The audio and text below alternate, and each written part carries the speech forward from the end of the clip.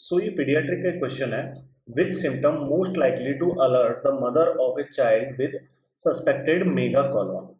Answers are regurgitation of feeding, projectile vomiting, diarrhoea और ribbon like stool. तो देखिए, अगर मैं सबसे पहले ऑप्शंस को क्लियर कर देता हूँ। रिगर्गिटेशन ऑफ फीडिंग देखने के लिए मिलता है पाइलोरिक स्टेनोसिस में।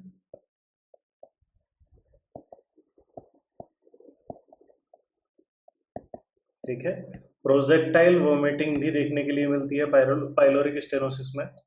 डायरिया किसी चीज को स्पेसिफिकली डिनोट यहाँ पर नहीं कर रहा है।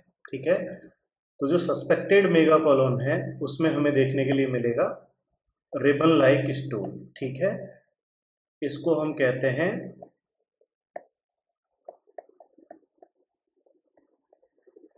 फेकलोमा। ठीक है, इसका एक दूसरा नाम भी है पैलेट लाइक स्टूल, हमें इसमें देखने के लिए मिलता है। अब ये चीज हो गई। इसके बाद में हम लोग थोड़ा सा डिस्कस करते हैं सबसे पहले कि सस्पेक्टेड मेगा कॉलोन एक्चुअली में होता क्या है, या फिर मेगा कॉलोन क्या होता है। तो देखिए, मेगा कॉलोन के दो और नाम भी हैं। अगर मैं बात करूं, megacolon is also known as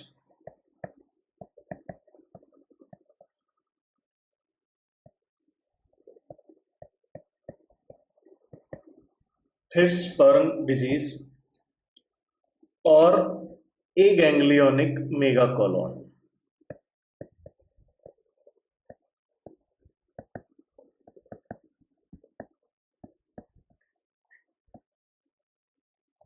ठीक है, अब देखिए, सबसे पहली चीज तो है कि ये एक कॉन्जेनाइटल एनामली है।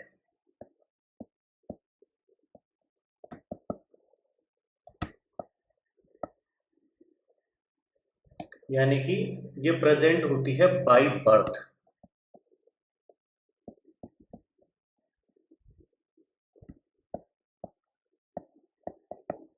जब बच्चा पैदा होता है तो उसके अंदर ये अबनॉर्मलिटी हमें देखने के लिए मिलेगी, जिस बच्चे के अंदर क्या है, एक गैंग्लियोनिक कॉलोन या फिर हिर्शबर्ग डिजीज होती है। ठीक है, अब इसके अंदर होता क्या है। Earliest symptom,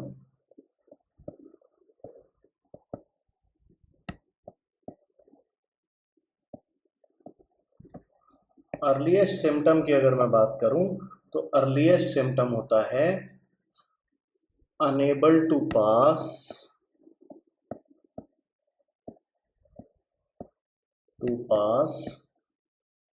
म्यूकोनियम within first 24 hours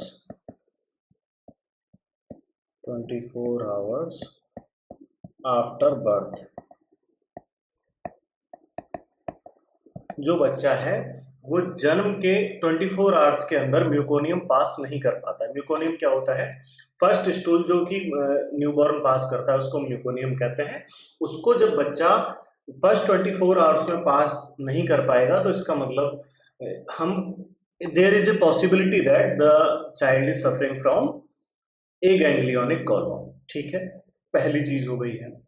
अब यहां पर हमने बेसिकली ये जान लिया कि बच्चे के अंदर डिफिकल्टी हो रही है स्टूल पास करने। ठीक है, अब स्टूल एक्चुअली में पास कैसे होता है? सो बेसिकली जो लार्ज इंटेस्टाइन है उसके अंदर हमें क्या देखने के लिए मिलता है?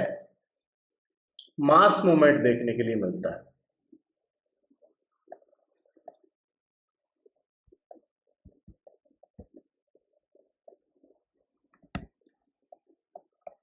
मास मूवमेंट होता क्या है? पेरिस्टाल्टिक मूवमेंट्स की एक वेव है जो दिन में 1 से 2 बार लार्ज इंटेस्टाइन के अंदर देखने के लिए मिलती है। ठीक है, इससे क्या होगा, जो रेक्टम है वो एम्प्टी होता है लगभग पूरे टाइम, लेकिन जब मास मूवमेंट आता है तो कोलोन से सारा के सारा जो फॉर्म फिसिस है वो क्या है, रेक्टम के अंदर चला जाता है। अब यहां पर मास मूवमेंट या फिर पेरिस्टाल्टिक मूवमेंट,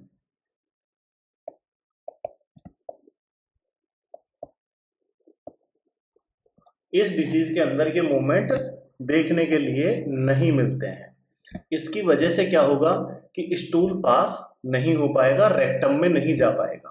ठीक है। इसकी फिजियोलॉजी ये है कि देखिए, जो जीआईटी है उसके अंदर एक खुद का नर्वस सिस्टम होता है, खुद की नर्व सप्लाई होती है। बेसिकली उसके अंदर माइंट्रिक प्लेक्सस प्रेजेंट होता है।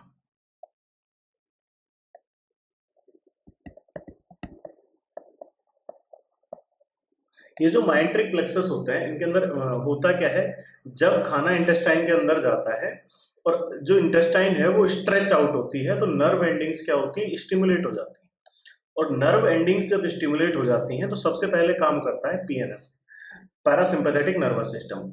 वो क्या करता है, वो स्टिमुलेट करता है इस माइंट्रिक प्लेक्सस को। जो माइंट्रिक प्लेक्सस क्या करता है, एक एक्शन पोटेंशियल जनरेट करता है जो ट्रेवल करता है थ्रू आउट द इंटेस्टाइन, जिसकी वजह से क्या होता है, पेरिस्टाल्टिक वेव जनरेट होती है। अब इसके अंदर एक बहुत बड़ा रोल होता है गैंग्लियोनिक सेल्स का।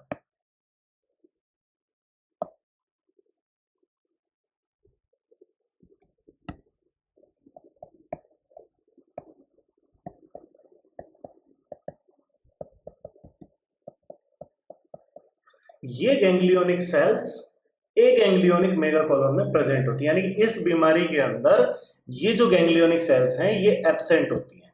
जब गैंग्लियोनिक सेल्स ही प्रेजेंट नहीं होंगी तो पेरिस्टाल्टिक मूवमेंट होगा क्या, नहीं होगा।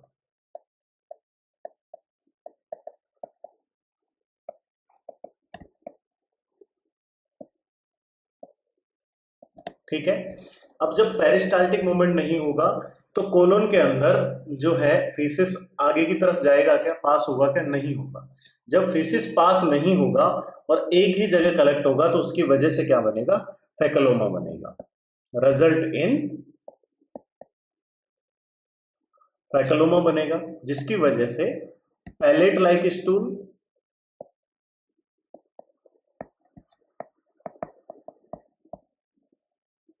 और हमें क्या देखने के लिए मिलेगा, रिबन लाइक स्टूल देखने के लिए मिलेगा।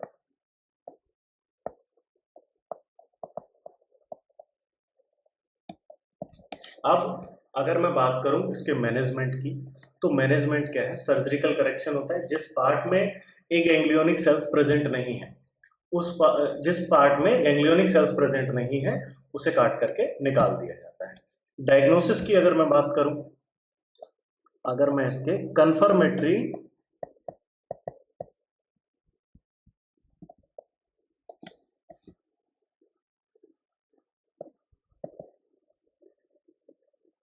डायग्नोसिस की बात करूं तो ये किया जाता है सक्शन बायोप्सी के थ्रू।